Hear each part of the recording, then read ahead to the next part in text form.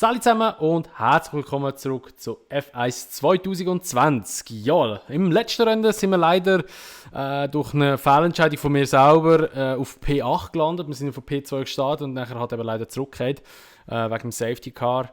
Ja, dort hätte ich jetzt einfach auch gerade die Box gehen, wie alle anderen auch. Da hätten wir eventuell einen Podiumsplatz können holen. Aber ja, haben wir daraus gelernt aus dem Fehler. Wir sollten vielleicht einmal mehr auf den Chef hören, auf unseren Ingenieur, der hat vielleicht ein bisschen mehr Ahnung als wir. Und jetzt in dieser Folge, in diesem Wochenende eigentlich sozusagen, gehen wir jetzt auf Frankreich, eine Strecke, die ich nicht so gerne fahre, ist auch eine, die ich nicht so oft fahre. Darum muss ich mich jetzt auch ein bisschen bei der Streckenakklimatisierung ein bisschen daran gewöhnen. By the way, ich habe gerade vor Kanada aufgenommen und jetzt ist gerade Frankreich dran, darum weiss ich nicht, was ihr geschrieben habt, vielleicht schon zu der letzten Folge. Ja, wir sind jetzt eben noch im Hauptquartier, wir gehen jetzt aber auf Frankreich und ja, let's go.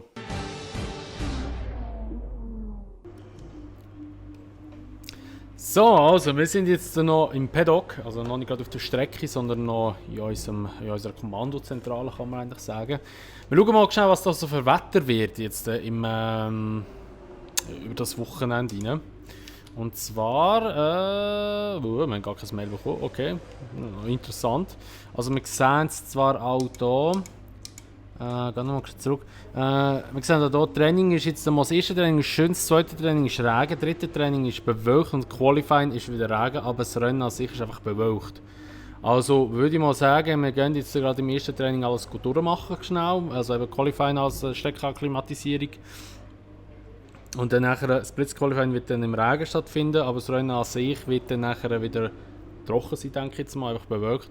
Könnte spannend werden, mal schauen, was so passiert. Ja, let's go. Ab in die Streckenakklimatisierung, das Wort immer.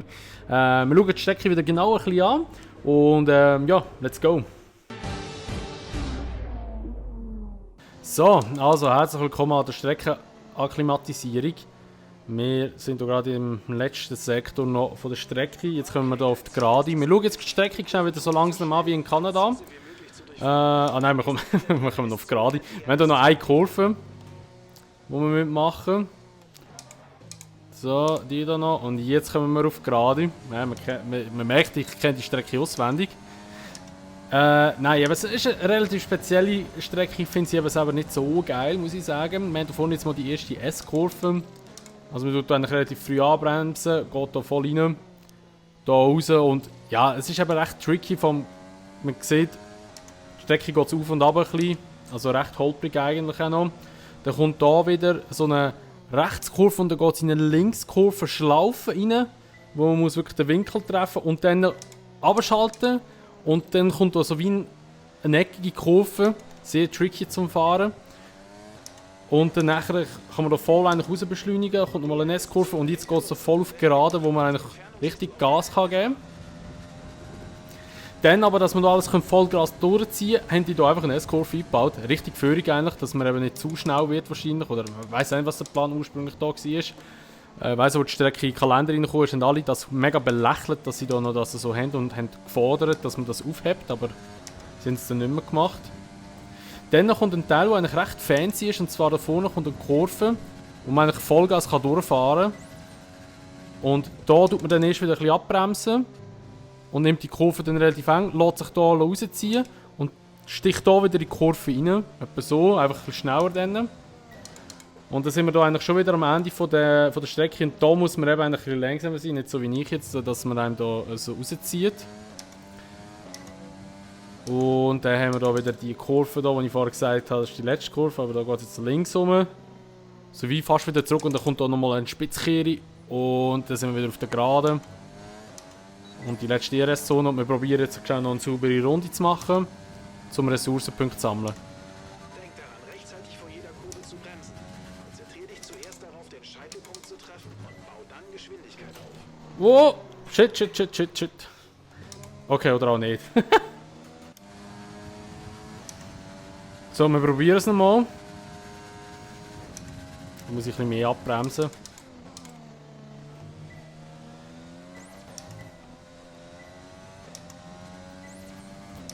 Ich habe die Strecke leider eben noch nicht 100% im Kopf.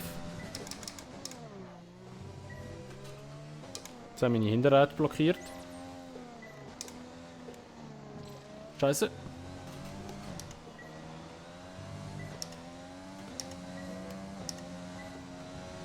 Du näherst dich der DRS-Zone. Boah, Alter. Schon ein bisschen zu kämpfen hier gerade. Okay, ich schaff's nicht, weil ich fahre immer alle Kurven ein bisschen zu langsam an. Und dann wird es automatisch schon ausgeblendet.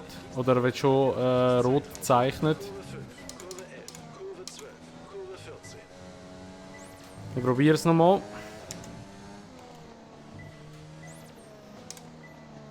Ah. Aber langsam kriege ich so das Gefühl über für die Strecke rein, so das Gefühl.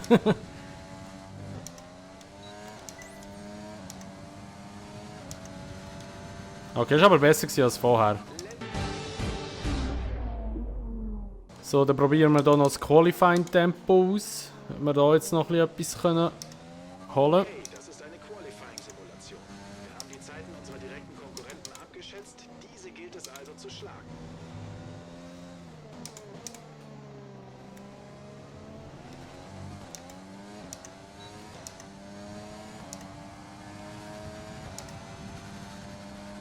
Dann haben wir natürlich das Auto vor uns, was wieder sehr gut ist.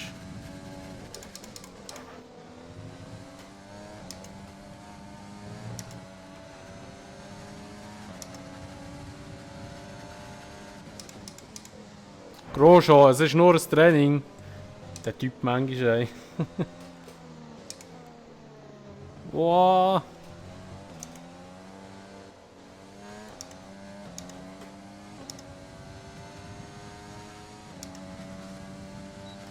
Okay, das Auto fühlt sich aber nicht schlecht an, muss ich ganz ehrlich sagen. Oh, jetzt hier Bremspunkt. Oh shit, da ist er. Oh.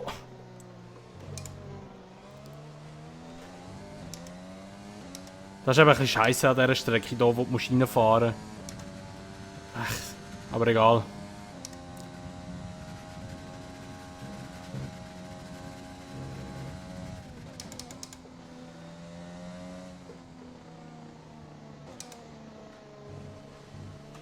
Ah, viel zu langsam gewesen, hä?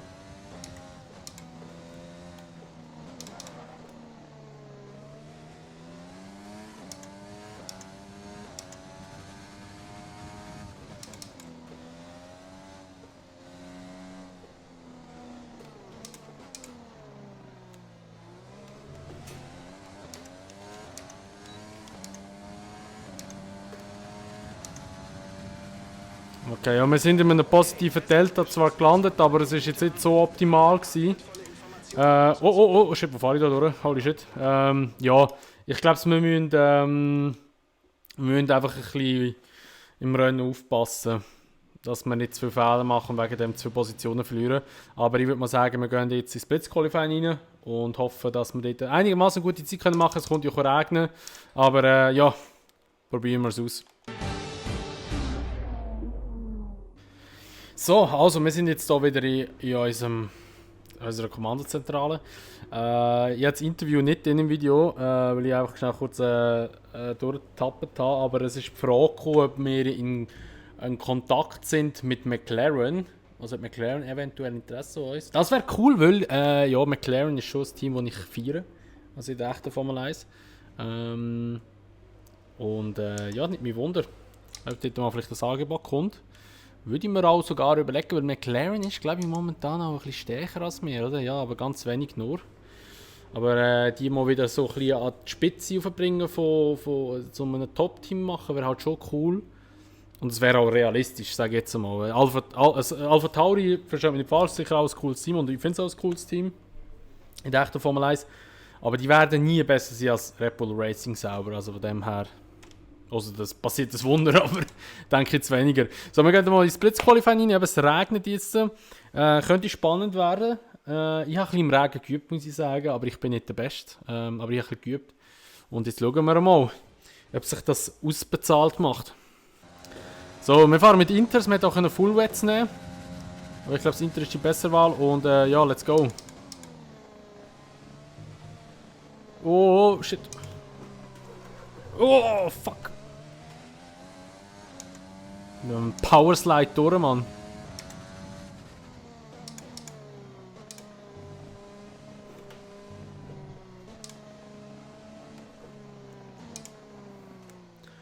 ich rutsche voll über die Vorderachse rein wieder.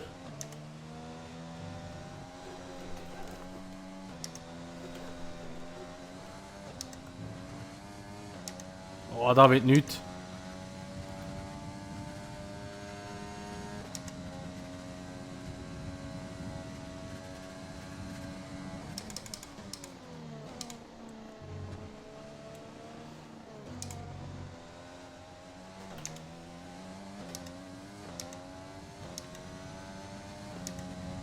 Können wir echt die vorne, die Kurve Vollgas fahren? Oh, shit! Oh, shit, shit, shit! Alles in Ordnung? Das war ein heftiger Aufprall. Mach den Motor aus und warte auf die Marshals. Okay, ich glaube, die Kurve hätten wir nicht auf Vollgas fahren in dem Regen. Das ist ein bisschen zu optimistisch gewesen wahrscheinlich. Ja, da sind wir mal wieder Letzter geworden. Wichtig ist eigentlich mehr, wo ist mein Teamkollege gelandet, aber der hat auch ein bisschen Trouble gehabt, der ist auch Nummer 15. geworden. Damn it! Okay. Das heisst, morgen, also beziehungsweise im Rennen selber, müssen wir wieder aufholen. Aber ich bin eigentlich optimistisch, ich glaube, wir haben das Auto schon, das ein bisschen schnell ist. Jetzt ist wieder schönes Wetter. Was sagen Sie dazu? Es regnet nicht mehr, what the fuck? Sagen, wer ist zurzeit Ihr größter Rivale? So, wer ist momentan jetzt der höchste Rival? Lando Norris.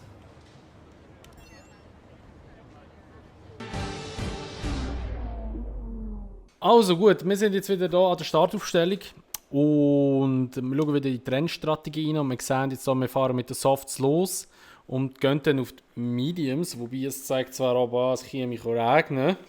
Das wird relativ spannend werden, das Rennen, denke ich mal. Also ich hoffe nicht, dass es in einem Chaos endet, aber man weiß ja nie. Wir gehen ein bisschen mit dem Sprit wieder runter, aber ich behalte ein bisschen mehr bei mir, falls ja, irgendetwas kommt, wo ich nicht damit gerechnet habe, dass ich ein bisschen mehr auf Fett fahren kann. Ja, let's go. Wir können jetzt noch richtig bretschen, sage ich jetzt mal. Ich fahre jetzt, glaube ich, gerade mit Effektmisch los. Und hoffe, dass wir jetzt recht viele Positionen können gut machen können. Und dass, wenn der Regen einsetzt, dass wir dann weit vorne sind und einfach nur noch verteidigen.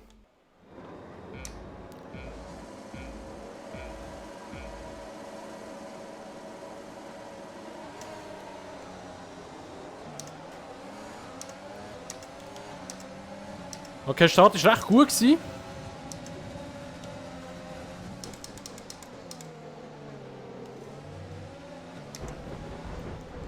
Oh, innen ist einer, der mich recht berührt.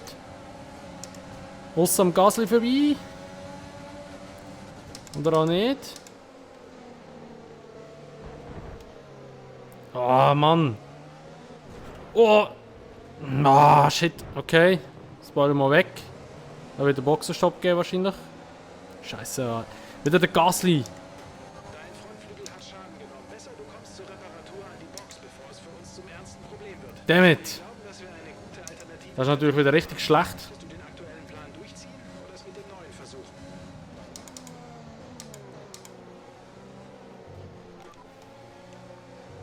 Wir gehen auf Herd.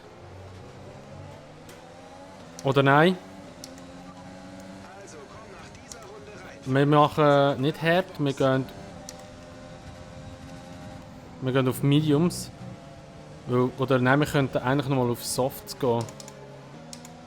Jetzt kann ich aber nicht so schnell um die Kurve donnern. Wir gehen hier nochmal auf Soft. Weil es kommt ja eh regnen. Oh, shit. Oh, Alter. So.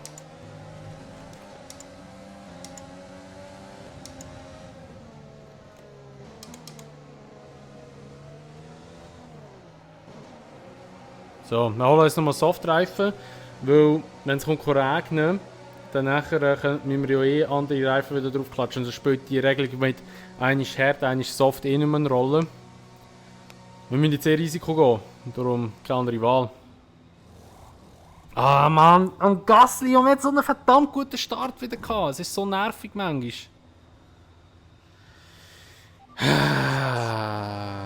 Okay, aber wir haben ja noch genug Benzin, also jetzt tun wir ein bisschen Gas geben. Oder versuchen es. Ach, so nervig, Mann. Ich reg mich gerade auf. Wir machen heute noch ein Boxenstopp. Ein Boxenstopploch mit unserer Ja, ja, ich weiß, ich weiß. Hoppala. Wow. So. Gehen wir den mal doch ein bisschen. Wir haben eine zunehmende Abnutzung am MGUK. Wir müssen das fette Gemisch vermeiden, damit wir damit klarkommen. Okay, MGUK ist kaputt. Oder geht langsam der Geist auf. Das ist, er hat mir jetzt gesagt, ich darf nicht mehr so viel Fettgemisch fahren. Perfekt. Und ich fahre jetzt einfach permanent nur noch mehr Fettgemisch rum gerade. Ja, jetzt müssen wir Teile verschließen. Dann kann andere Wahl, wir müssen jetzt einfach Gutzi geben. Ja, jetzt regnet es. Geile Flagge dort wieder. Oh, Gasli langsam! Gasli langsam! Vor einem Heimpublikum, wie bitter! Oh shit!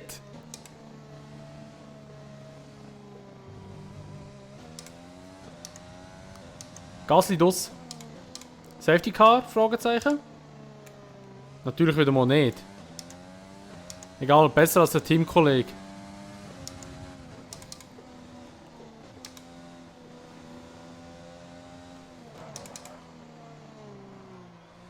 Oh, okay, wir sind auch noch weit raus.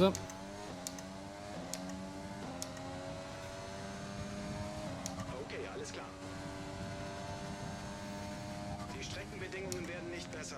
Du entscheidest, ob du beim nächsten Boxenstopp auf Regenreifen wechseln möchtest. Ich weiß, die Bedingungen sind hart, aber bleib dran. Ich glaube nicht, dass wir für die Strecke schon Intermediates brauchen.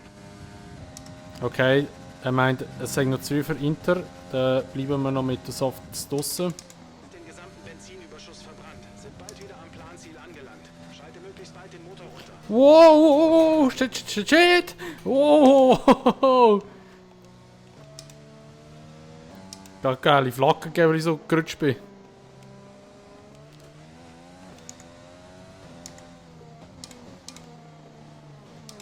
Oh, jetzt ist es schon hart.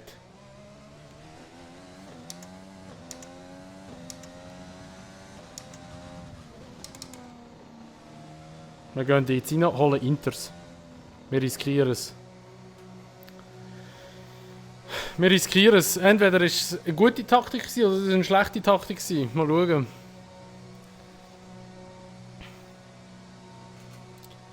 Ich weiß es nicht. Aber wenn wir in die Punkte kommen, können wir zufrieden sein. Los, fahr jetzt! Aber mir doch für Slicks ist es einfach zu nass. Und das Problem ist, wenn es jetzt eigentlich stärker regnen, müssen wir nochmal in die Box. Unsere Strategie durch. Du musstest jetzt auf diesen Reifen bis ins Und dann hätten wir nochmal einen Stopp mehr. Also, ich gehe jetzt einfach auf Risiko, blöd gesagt. Fahre mit Inters jetzt um. Habe vielleicht jetzt am Anfang noch ein bisschen Probleme. Aber habe vielleicht dann nachher die Chance, dass wenn es nochmal nässer wird, dass der Reifen besser funktioniert. Und all die anderen vielleicht nochmal boxen müssen. Oder dass ich sie jetzt aufholen kann, in dieser Outlet, wo ich da bin. Oh, Mercedes macht gerade Doppelboxenstopp. Ferrari auch. Es machen alle Boxenstopp, aber doppelt. bis der Regen aufhört, schlimmer zu werden. Bleib wachsam. Okay, Regen soll nicht mehr schlimmer werden. Scheiße.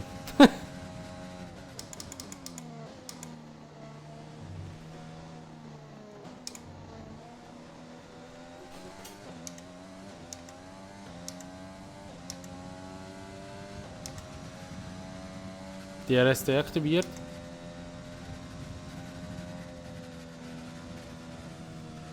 Wir haben viel Energie gesammelt. Verwende die Überholtaste. Okay, sind alle auf Inter gegangen. Also sind wir eigentlich nicht schlecht dran gewesen, aber jetzt fehlt uns natürlich der Boxenstopp noch. Darum die grosse Lücke noch zum hintersten Mann, also der Latifi jetzt vor uns. Drück auf die Tube, machen wir doch. Ah, das Sprint kann der knapp werden. Boah, Alter, der Kar ist gerade ein bisschen schwer zum Fahren.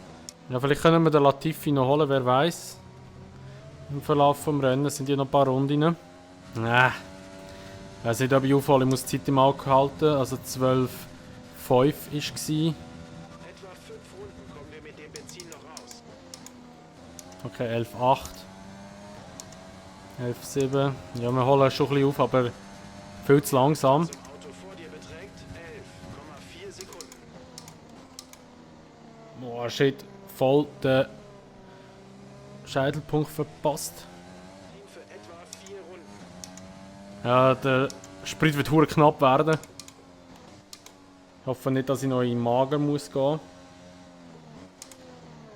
Uah. Scheiße, muss ich auf Mager gehen. Der Sprit lenkt mir nicht.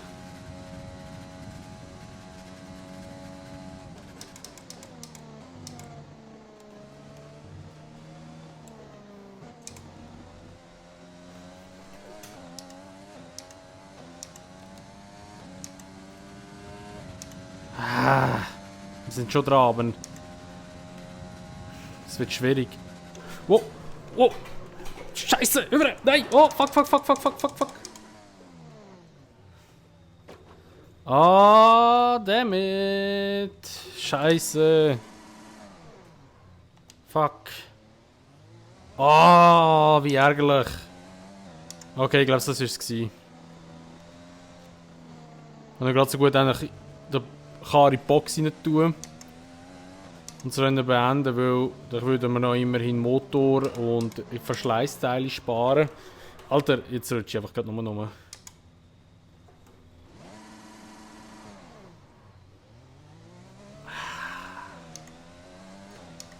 Schade. Wow! Alter, ey, was ist jetzt los? Ich rutsche schon rum. Sind meine Pneu gerade durch, oder was? Nein, nicht RS. Sind meine Reifen? Okay, sie sind ein bisschen abgenutzt, aber es sollte eigentlich schon noch funktionieren. Ich rutsche gerade höllisch rum. Ah, sie sind überall, sind zu heiß. Es ist schon im Wasser fahren. Darum rutsche ich rum. Der Turbolader pfeift auf dem letzten Loch. Wir sollten versuchen, ihn nur minimal einzusetzen. Der Turbolader pfeift aus dem letzten Loch raus.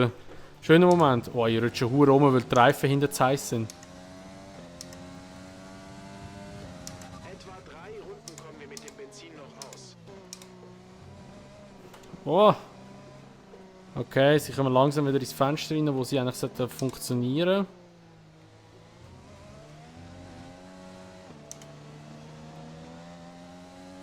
Okay, ja, das wäre es mit dem Rennen von Griechenland. Frankreich. Keine Reifenprobleme zurzeit. Konzentrier dich aufs Fahren. Keine Reifenprobleme zurzeit. Alter, die sind vorher fett am Überhitzen gewesen, du hast mir nichts gesagt, Chef. Also, manchmal kannst du ihn brauchen, manchmal kannst du ihn einfach nicht brauchen. Ja, das Rennen war wirklich nichts. Einerseits halt ein bisschen Kollision am Anfang war ein bisschen doof gewesen. Hat uns halt zu einem Boxerstopp gezwungen, dass wir den Spoiler wieder haben. Und dann nachher halt, ja, ich glaube, die Wahl auf Intermediates so früh war nicht mal so dumm gewesen. Aber ja, uns hat halt einfach schon Zement, halt der Boxerstopp am Anfang, hat uns halt einfach die Positionen gekostet. Immerhin ist es nicht so schlimm, beziehungsweise wir sind ja immer noch vor dem Gasly, unserem Teamkollegen. Was nicht so tragisch ist in dem Sinn. Also, wir sind besser positioniert als er. Aber es wäre cool gewesen, hätten wir da wieder Punkte geholt. Aber wie gesagt, Frankreich ist überhaupt nicht eine Strecke für mich. Ich bin da einfach zu wenig gefahren und kenne den Kurs, also die Strecke überhaupt nicht auswendig. Ja, aber immerhin, wir haben das Auto einigermaßen heil ins Ziel gebracht jetzt hier. Und können so immerhin das Rennen beenden, was auch nicht schlecht ist. Fast die Bande rein noch. Ende des Rennens. Wir sehen uns im Park Fermé. Ja, schade, aber irgendjemand muss ja auch den 19. Platz belegen, oder? Können nicht alle Leute vorne sein. Fahrer des Tages, Lando Norris, das war klar gewesen, weil den haben wir natürlich als Rival ausgewählt gehabt. So, also. Gut, der Lando Norris ist jetzt unser neues Team, oder unser neuer Rival. Aber wir haben immerhin auch ein bisschen Fahreranerkennung bekommen. Wir sind immerhin besser als der Teamkollege. Und das ist eigentlich immer so ein bisschen wichtig, auch eben so im Team innen selber, dass man immer ein bisschen besser ist als der Teamkollege. Und das nächste Rennen ist Spielberg. Und das ist ein Rennen, das ich wirklich im Griff habe. Also, Safe Call, die tolle Punkte. Hoffen Sie jetzt mal. Aber wir müssen dort dann einfach wirklich gute Punkte holen. Also 5.4. wäre schon das Ziel. Aber das Wetter muss halt einfach stimmen in Spielberg. Wenn es schön Wetter ist, ist es wirklich easy, weil die Strecke an sich ist so geil. Ich fahre da so gerne. Aber ja, da würde ich mal sagen, wäre es gewesen mit dieser Folge von F1 2020. Merci vielmals, dass ihr zugeschaut habt. Eben ein bisschen verkochtes Rennen gewesen. Halt eben ein bisschen, ja, nicht schlechte Strategie, aber halt einfach der Spoiler am Anfang war halt dumm gewesen. Muss man einfach so sagen. Aber ja, wir sehen uns im nächsten Rennen wieder in Österreich. Habe richtig Bock schon auf das Rennen. Und ja, da würde ich mal sagen, wenn es gefallen würde, würde ich natürlich immer eine Bewertung freuen, sowie auch ein Abo, wenn ihr es noch nicht gemacht habt, und wenn ihr das Video teilen würdet. Und dann sehen wir uns, wie gesagt, im nächsten Rennen wieder. Bis dahin sagen wir, macht's gut, schönes Tag noch und ciao.